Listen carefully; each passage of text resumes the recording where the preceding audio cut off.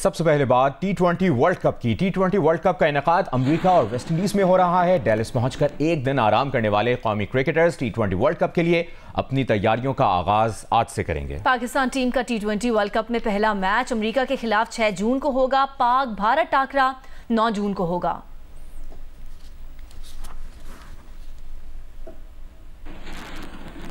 Pakistan cricket team के कप्तान Babar Azam T20 world cup जीतने के लिए पुरुमीद हैं। कहते हैं वर्ल्ड कप जीतकर कौम को खुशियां देना चाहते हैं।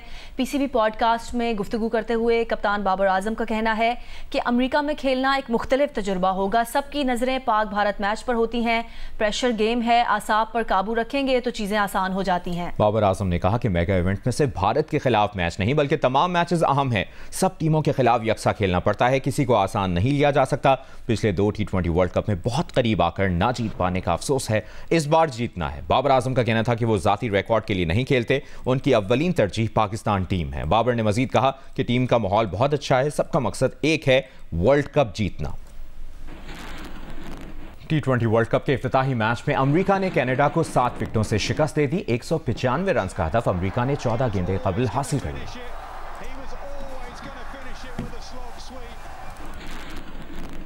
Federal board of revenue 5 crore तक की जायदाद की मुंतकली पर 3%, 7 करोड़ तक 4 और 10 करोड़ तक की जायदाद की मुंतकली पर 7% टैक्स लगाने पर गौर कर रही है। जंग और द न्यूज़ में शाया होने वाली मेहताब हैदर की रिपोर्ट के मुताबिक हुकूमत रियल एस्टेट सेक्टर को टैक्स नेट में लाने के लिए मुख्तलिफ तजावीज़ पर गौर कर रही है। मेहताब हैदर ही हमारे साथ लाइन पर मौजूद हैं, उनसे बात करेंगे। मेहताब, आइंदा बजट में रियल एस्टेट पर टैक्स आयद करने के लिए मजीद क्या इकदाम किए जा सकते हैं? जी बिस्मिल्लाहिर्रहमानिर्रहीम। देखिए, 3 बुनियादी प्रपोजल्स हैं। एक प्रपोजल ये है कि जो इनकम टैक्स ऑर्डिनेंस है 236 के जो सेलर के ऊपर टैक्स है और 236 के जो कि परचेजर के ऊपर है, इन दोनों को प्रोग्रेसिव टैक्सेशन की तरफ बढ़ाने की IMF की तजवीज़ है, जिसके तहत ये है कि जितनी बड़ी ट्रांजैक्शंस हो उसके लिए फाइलर और नॉन फाइलर दोनों के ऊपर जो है वो टैक्स बढ़ाया जाए। खासकर जो नॉन फाइलर है उसके ऊपर टैक्स रेट जो है वो ज्यादा आयद किया जाए। इसके अलावा जो कैपिटल गेन्स टैक्स है उसमें बुनियादी तौर पर ये तजवीज़ ज़ेर गौर है कि अभी उसका सर्टन पीरियड है, सर्टन पीरियड के अंदर जो है वो गेन्स के ऊपर टैक्स है। तो अभी बेसिकली प्रपोजल ये है कि ये जो पीरियड है इसको खत्म कर दिया जाए और कोई भी गेन हो, अगर कोई शख्स एक प्लॉट पे पैसे बनाता है तो उसके ऊपर जो है वो टैक्स आयद कर दिया जाए इररिस्पेक्टिव ऑफ एनी पीरियड। जो तीसरी तजवीज़ है उसका तल्लक बजट से तो नहीं है, लेकिन FBR एक एडमिनिस्ट्रेटिव SRO के जरिए उस पर अमल दरामद कर सकता है। ये जो वैल्यूएशन टेबल है प्रॉपर्टी का और मुख्तलिफ शहरों का मुख्तलिफ रेट्स हैं डिपेंडिंग ऑन द एरिया, उसको जो है वो बढ़ा दिया जाए, क्योंकि मार्केट रेट और FBR का जो नोटिफाइड रेट है अभी भी उसके दरमियान फर्क है। लेकिन है कि 1 जुलाई के बाद इसको जो है वो नोटिफिकेशन SRO के जरिए कर दिया जाए। ठीक है, बहुत बहुत शुक्रिया नुमाइंदा द न्यूज़ मेहताब हैदर साहब, आप हमें तफसील से आगाह कर रहे थे।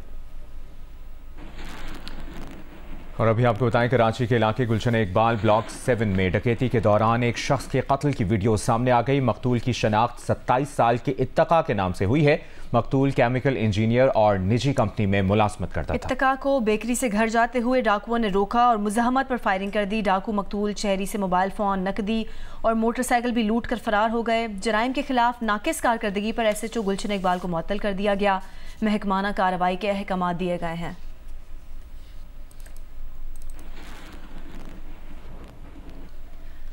कराची में जराइम के वाक़यात बढ़ गए हैं। सेंट्रल जेल कैदियों से भर गया है। रवां साल के इब्तदाई 5 माह में 6000 जराइम पेशा अफराद को कराची सेंट्रल जेल मुंतकिल किया गया।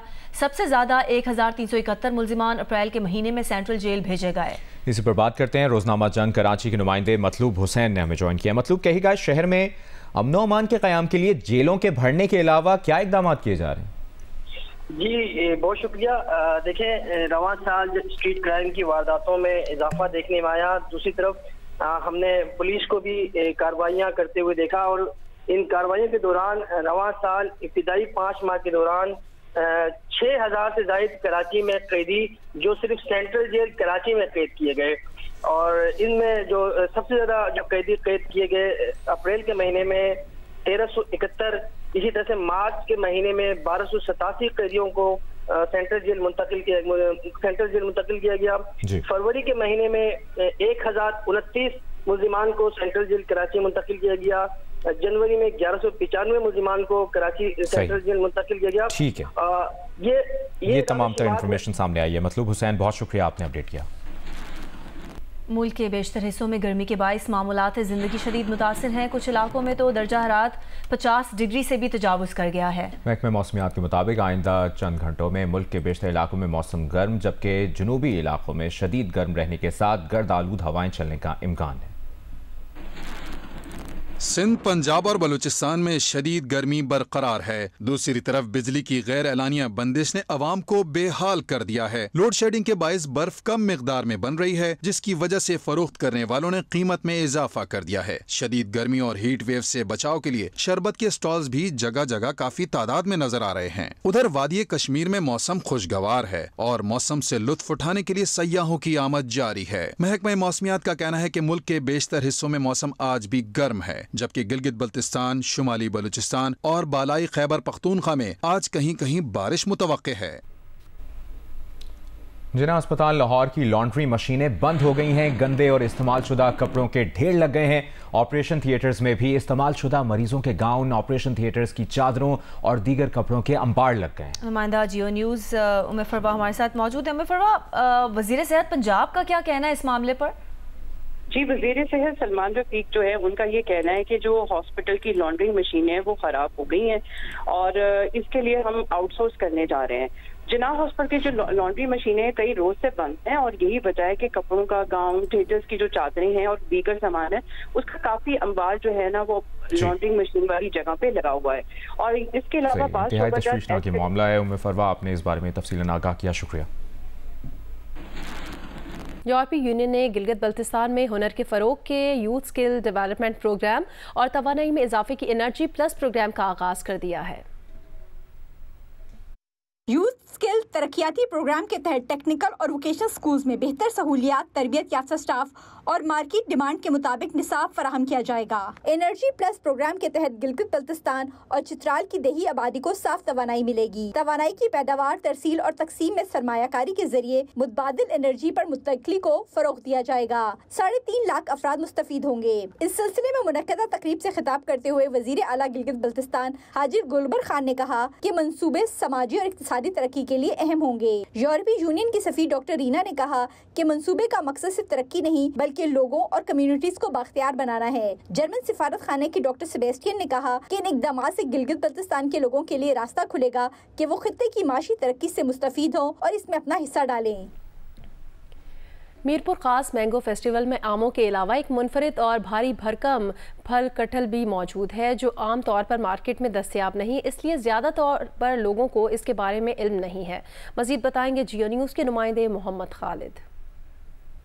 मीरपुर खास मैंगो फेस्टिवल में आमों की जहां 200 से ज़ायद इक़साम रखी गई हैं और इसके अलावा दूसरे फ्रूट और फल रखे गए हैं मौसम के, वहां एक दिलचस्प फल भी मौजूद है जो मुझे लगता है कि बहुत से लोगों ने उसका ना सिर्फ ये कि नाम ही बहुत कम लोगों ने सुना होगा बल्कि खाया तो शायद ही किसी ने ही हो। यहाँ पर इसका नाम है इस फ्रूट का कटहल, जिसे जैक फ्रूट भी कहते हैं। बताया जाता है कि ये कम से कम इसका वज़न 3 किलो और ज़्यादा से ज़्यादा 25 से लेकर 30 किलो तक इसका वज़न होता है। हमारे साथ इस स्टॉल के ऑनर है, वो मौजूद है, उनसे बात करते हैं। 20-25 किलो का होगा है, मगर इधर सिंध में कोई खाता नहीं है। कराची में जाता है, फिर दूसरे मुल्क के लोग आते हैं, गोश्त के बराबर है, खाने में 400 रुपये किलो यहाँ पे चलता है। कराची में बहुत महंगा है ये। तो अब ये बेसिकली कोस्टल जो एरिया का प्लांट है, लेकिन यहाँ पर भी हमारे पास कामयाबी से मतलब उसकी काश्त की जा रही है। तो इसका सालन बहुत अच्छा बनता है, मतलब उसमें पकाया जाता है। दूसरा इसको जैसे जाम, जेली, मार्मलेड उसमें भी इस्तेमाल किया जाता है।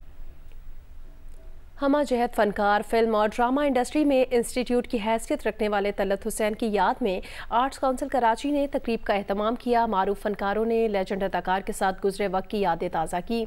वलीद अहमद की रिपोर्ट।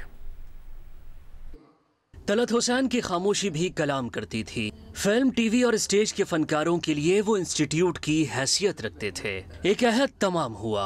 मायनाज अदाकार, सदाकार और शफीक उस्ताद हमसे बिछड़ गए। ये कहना था ताज़ियती रेफरेंस में अदाकार मुस्तफ़ा कुरैशी, फैसल कुरैशी, अयाज खान, खालिद अनम, साजिद हसन, रेहान शेख और दीगर आर्टिस्टों का। जिन्ना फिल्म में जो तलत ने उस एक शॉट में क्या वो जज्बात उनके थे कायद आज़म के लिए, क्रिस्टोफर ली के लिए नहीं, कायद आज़म के लिए।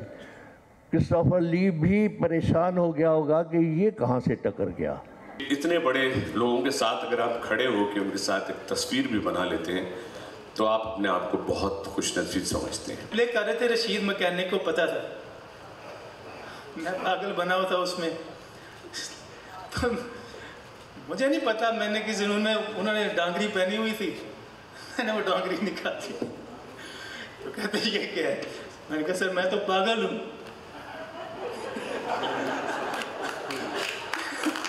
तो वो मुस्कुरा दिए। तलत हुसैन के बच्चों ने बताया कि वालिद ने कभी कोई पाबंदी नहीं लगाई, बहुत कुछ सिखाया और हौसला अफजाई के साथ आगे बढ़ने का रास्ता दिखाया। वो जितने अच्छे फनकार थे उतने ही अच्छे बाप भी थे। बहुत अच्छे फादर थे। उन्होंने हमें कभी किसी चीज़ से नहीं रोका। कभी मुझे इस चीज़ का एहसास नहीं हुआ कि मुझे इस तरह उठना है या इस तरह बैठना है या ऐसे कपड़े पहनने या ऐसे कपड़े नहीं पहनने या मेरे करियर चॉइसेस ये होने चाहिए या मुझे ज़िंदगी के डिसीजंस ऐसे करने चाहिए और ऐसे नहीं करने चाहिए। He gave us total freedom. ताज़ियती तकरीब में मारूफ फनकार की खिदमत पर मबनी शोरील भी दिखाई गई। कैमरामैन शाहिद इस्माइल के साथ वलीद अहमद, जियो न्यूज़, कराची।